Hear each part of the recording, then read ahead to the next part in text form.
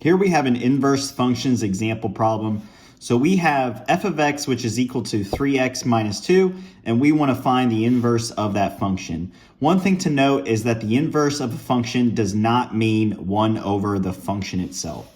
So the first step in solving this example problem is we want to replace f of x with y. So you can see that here we have our original function 3x minus 2, and so what we're going to do is replace this f of x variable and replace it with a y.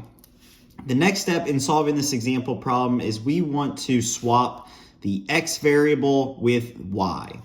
So we can go ahead and do that, and we'll have x, which is equal to 3y minus 2. So you can see all we've done is swapped these two variables. Everything else has stayed the same.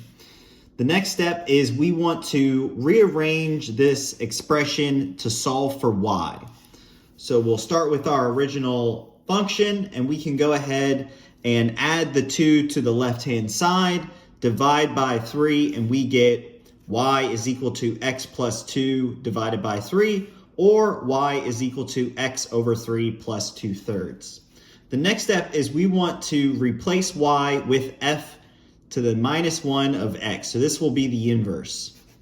So you can see that here we have done that, and this will be our solution, which is the inverse of this function.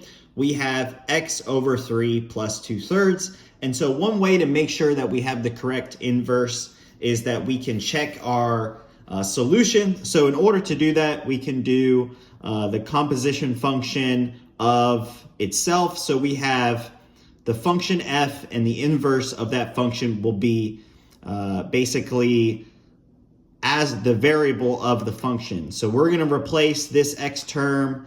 F of x is equal to 3x minus 2. This x term will be replaced with our inverse function. So you can see this is our inverse function here. All we've done is input it as the x variable. And so if we then get x plus 2 minus 2, which is equal to x. And we know that if we get our inverse function to be x, then this is a correct inverse, and this is the solution to our example problem.